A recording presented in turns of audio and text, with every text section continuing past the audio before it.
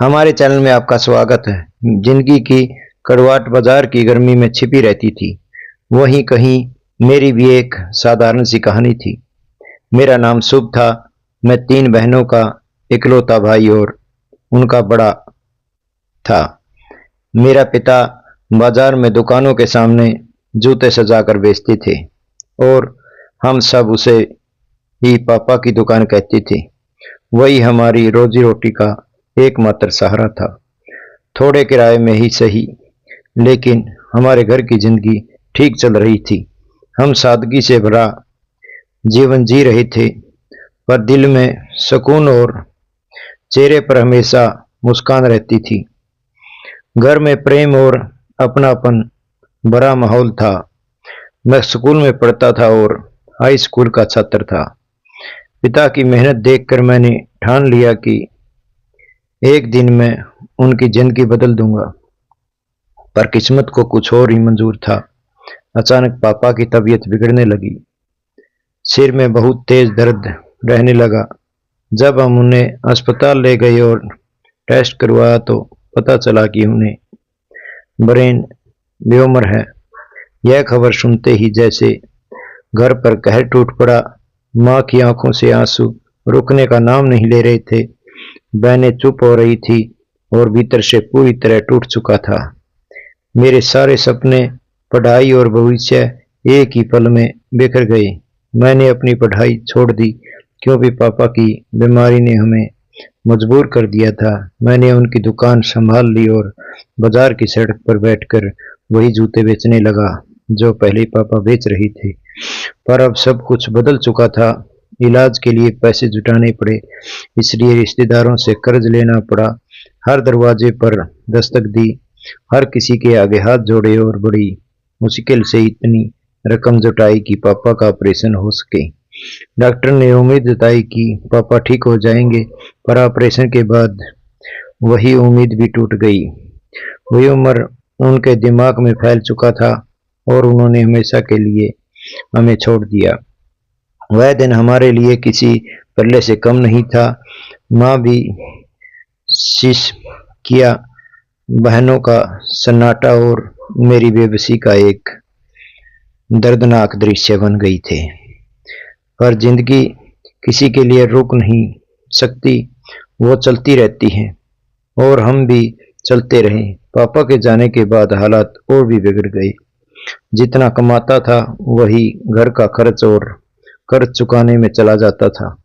रोज कर्ज देने वाले दरवाजे पर खड़े रहते, तरह तरह की बातें करते कि कर्ज लिया है तो लौटाना क्यों नहीं। किसी को हमारे हालात पर परवाह नहीं थी। 3 बहनें शादी की उम्र में पहुंच चुकी थी और मैं खुद भी जाने कब शादी की उम्र पार कर गया। अब मैं 32 साल का हो चुका था, पर कर्ज का बोझ अब भी सिर पर था। माँ को भी बहनों की शादी की चिंता सताती थी। बड़ी बहन के लिए एक अच्छा रिश्ता आया। वो लोग समझदार और अच्छे थे। उन्होंने दया का शादी के लिए हामी भर दी क्योंकि मेरी बहन सुंदर और शिक्षित थी। किसी तरह उसकी शादी हो गई, पर दहेज देने के लिए हमारे पास कुछ नहीं था।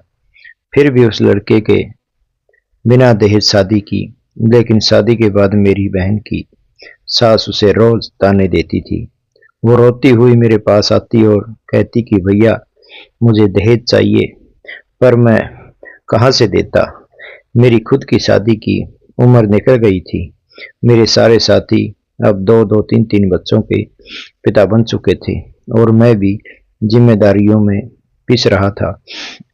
माँ भी अब मेरी शादी की बात नहीं करती थी क्योंकि वो जानती थी कि मैं हालातों की चक्की में पूरी तरह पिस चुका हूँ। उन्हें डर था कि अगर बहू आ गई तो शायद जो कुछ मैं कमाता हूँ वो उसके हाथ में चला जाएगा और मेरी बेटियां इसी दरवाजे पर बैठी रह जाएंगी। एक दिन मैं दुकान में बैठा था, काम वैसे ही सुस्त चल रहा था। अचानक एक लड़की आई जिसने चेहरा दुपट्टे से ढका हुआ था। उसने कहा, मुझे एक कॉल करनी है। मैं अपनी माँ के साथ आई, पर वो कहीं खो गई। बहुत देर से ढूंढती रहती थी पर नहीं मिल रही। क्या आप मदद करेंगे मेरी? मैंने कहा कि मेरे पास अभी मोबाइल नहीं है, वो घर पर है। आप चिंता मत करो, मैं आपको घर से ले चलता हूँ, वहां से कॉल कर लीजिए। मैंने यह भी कहा कि बाजार में खड़े होकर कॉल करना ठीक नहीं लगेगा, लोग कुछ और सोचेंगे। लड़की को मुझ पर भरोसा हो गया। शायद मेरे व्यवहार में उसे सच्चाई दिखी। वह बाकी दुकानदारों को छोड़कर मेरे पास चली आई। मेरा घर पास ही था। जब घर पहुंचे तो देखा कि ताला लगा है। मेरे पास और माँ के पास एक एक चाबी होती थी। मैंने अपनी चाबी से ताला खोला। माँ और बहन घर पर नहीं थे। वो बड़ी बहन के ससुराल गई थी क्योंकि आज वहां कोई कार्यक्रम था। मैंने उस लड़की को कमरे में बिठाया और पानी लाने अंदर गया। जब लौटा तो उसने चेहरा ढकने वाला दुपट्टा हटा दिया। उसका चेहरा देखते ही मैं ठिठक गया। मैं बेहद खूबसूरत थी। न जाने उसे देखकर मेरे दिल में एक अजीब सी हलचल हुई। मैंने सोचा, पता नहीं मेरी शादी कब होगी, कब तक यूं ही कुछ झेलता रहूंगा। माँ और बहनें घर पर नहीं थी और मैं उस अजनबी लड़की के साथ अकेला था। आज मेरे भीतर कुछ ऐसा था जैसे वर्षों से सूखे मन की प्यास बुझाने का अवसर दे रहा था। एक पल को यूं ही सोच में कमरे में बाहर चला गया, लेकिन फिर उसी सोच में खोकर मैं उसी लड़की के करीब चला गया।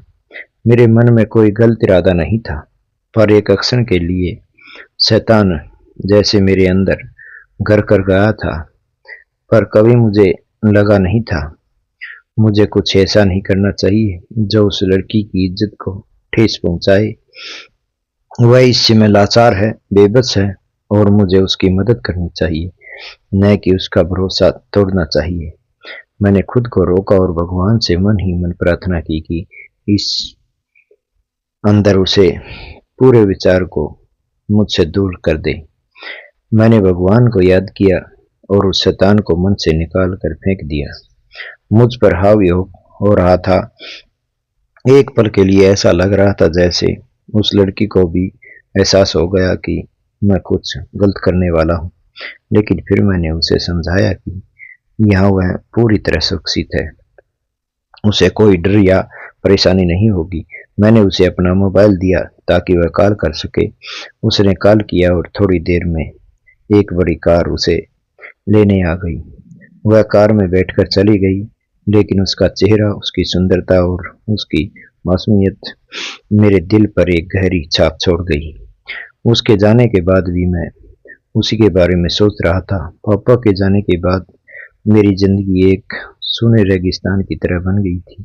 सुबह जब दुकान खोलने जाता तो वो बेच खाली दिखाई देती। जहां कभी पापा बैठते थे, उन जूतों पर अब भी उसके हाथों की खुशबू थी जिन्हें वो बनाते थे, लेकिन अब उनके हाथों की खनक बंद हो चुकी थी और उनकी जगह मेरे हाथों ने ले ली थी।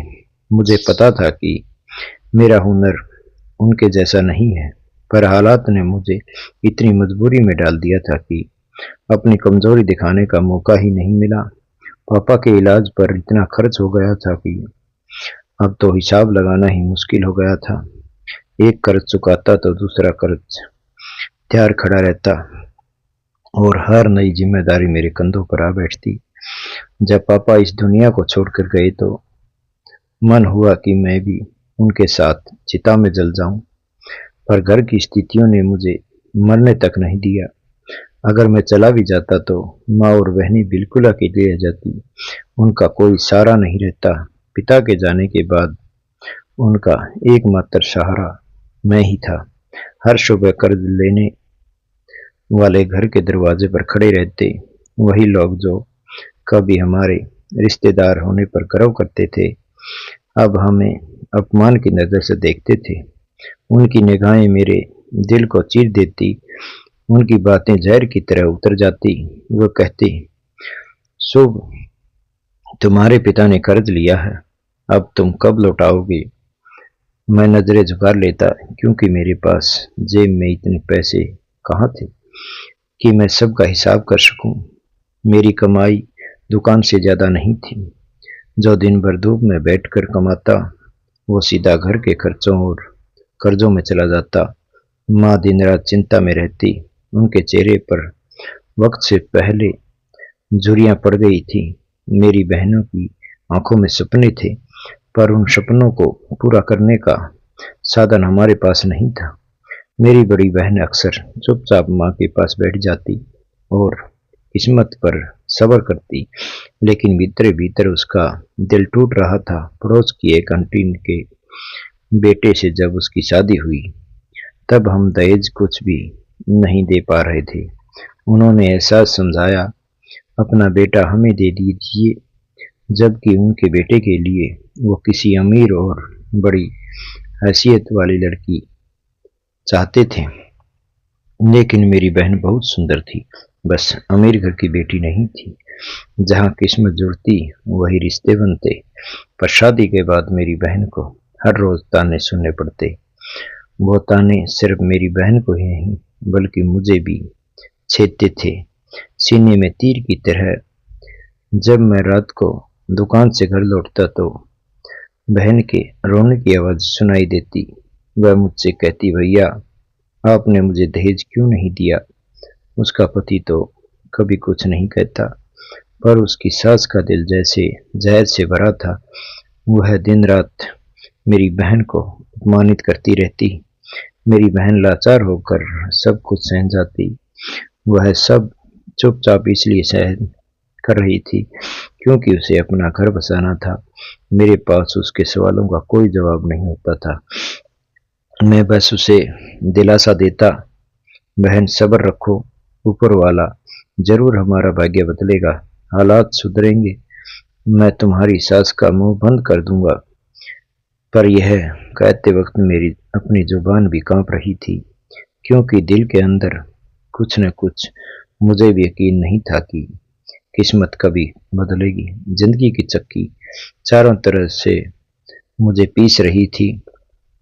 एक तरफ कर्ज देने वाले थे जो अपने पैसे के लिए तड़प रहे थे, दूसरी तरफ बहनों की जवानी जो अपनी घर की चौखट पर अटकी हुई थी, और तीसरी तरफ मेरा खुद का दिल था जो अपनी इच्छा को दबा रहा था। मैं 32 साल का हो चुका था। सड़क पर जिन लड़कों के साथ मैं कभी खेला करता था, जो मेरे साथ स्कूल में पढ़ते थे, अब उनके अपने बच्चे स्कूल जाते हैं। शाम को जब वो अपने बच्चों को पार्क में झुलाते हैं और उनकी हंसी गूंजती है, तो मेरे दिल में एक खालीपन भर जाता है। मैं सोचता हूँ, काश मेरी भी जिंदगी सामान्य होती, लेकिन मेरा भाग्य तो कर्ज और जिम्मेदारियों के नीचे दब चुका है। माँ मेरी शादी को लेकर कभी चिंता नहीं करती थी, बल्कि उनके मन में एक डर पलता रहता, अगर घर में बहू आ गई तो बेटे की कमाई उनके हाथ में निकल जाएगी, बहू के साथ चली जाएगी और उनकी बेटियां ऐसे ही कुंवारी रह जाएगी। माँ का यही डर मुझे भीतर से तोड़ देता था, पर मैंने कभी कुछ कहा नहीं, क्योंकि मैं जानता था वो भी मजबूर है। उनकी नजरें भी सबके बड़ी जिम्मेदारी थी कि बेटियों की शादी सम्मान पूर्वक हो जाए, ताकि आने वाले समय में उनका मान न टूटे। मैं नहीं चाहता कि मेरे ऊपर कोई नई जिम्मेदारी डाली जाए, इसलिए मैं हमेशा चुप रहता। मेरी जिंदगी में कोई रंग नहीं बचा था। दिन रात बस यही सोचता कि क्या करूं, कहाँ जाऊं, पर कोई रास्ता नहीं दिखता था जिससे मेरी परेशानी का हल निकले। रात को बिस्तर पर लेटता तो नींद मुझे रूठ जाती। कर्ज देने वाले की आवाजें कानों में गूंजती। शादीशुदा बहनें आंसू बहाने के सामने आ जाते। कुंवारी बहनों का गम मन को मत लेता। अपनी उम्र का एहसास भी मुझे बेचैन कर रहा था। सोचता, क्या मेरी जिंदगी ऐसे ही बीत जाएगी? क्या मैं हमेशा लोगों के सामने शर्मिंदा होता रहूंगा? क्या मेरी बहनें कभी खुश नहीं होगी? ऐसे ही विचार मेरे कई रातें कट जाती। समय अपनी गति से आगे बढ़ गया था और मैं हर दिन बोझिल होता गया। मेरे चेहरे की रौनक मिट चुकी थी। आंखों के नीचे काले घेरे बन गए थे और शरीर की कमजोरी बढ़ गया था। मैंने अपनी पूरी पहचान जैसे कुर्बान कर दी थी। शाम तक दुकान पर बैठकर जूते बनाता और सुधारना ही मेरा जीवन बन चुका था। लेकिन अंदर से मैं हर दिन टूटता जाता था। तब मुझे एहसास हुआ कि अब मेरी जिंदगी सिर्फ दूसरों के लिए है, अपने लिए कुछ सोचने की हिम्मत मुझ में नहीं थी। खुशियां मेरे लिए जैसे कोई अजनबी शब्द बन गई थी। हर रात मैं भगवान से यही दुआ करता, हे भगवान मेरी बहनों का भाग्य अच्छा कर दे, उनके लिए अच्छे घरों के दरवाजे खोल दे और हम पर कर्ज का बोझ हटा दे। पर जवाब में बस सन्नाटा मिलता। उसी सन्नाटे में ही मैं एक किरण की तलाश करता रहता। खुद को समझाने की हिम्मत नहीं हारनी चाहिए, मगर आज अंधेरा है तो कल रोशनी भी जरूर आएगी। लेकिन मुझे तो कहीं कोई उजाला दिखाई ही नहीं दिया। बहनों की शादी की चिंता मेरे सिर पर ऐसे सवार थी जैसे किसी ने भारी पत्थर रख दिया हो। बड़ी बहन के बाद अब दूसरी बहन की उम्र दराज हो रही थी। माँ की आंखों में हर वक्त चिंता का साया मंडराता रहता। वह मुझसे कुछ कहती नहीं थी, पर उनका मौन सब कुछ कह देता था। मैंने कई बार सोचा कि काश पिताजी जिंदा होते तो मेरा हाथ पकड़कर रास्ता दिखा देते, पर यह दुनिया ऐसी है कि उनके जाने के बाद उसने हमें अकेला छोड़ दिया। रिश्तेदार अब सिर्फ ताने देने आते, कोई सहारा देने वाला नहीं था। धीरे धीरे मैं बोझ भरी जिंदगी का आदी हो गया, लेकिन दिल में भीतर एक खालीपन पनप रहा था। जिंदगी एक ऐसी परीक्षा बन चुकी थी जिसका अंत दिखता ही नहीं था। एक दिन एक नया सवाल सामने आया और मेरे पास उसका कोई जवाब नहीं होता था। मैंने खुद को समझाया कि शायद यही किस्मत है, पर दिल के किसी कोने में अब भी एक चिंगारी जिंदा थी जो बार बार कहती थी कि एक दिन हालात बदलेंगे, एक दिन कर्ज का बोझ उतर जाएगा, बहनों का भाग्य चमकेगा और शायद मैं भी चैन की सांस ले पाऊंगा।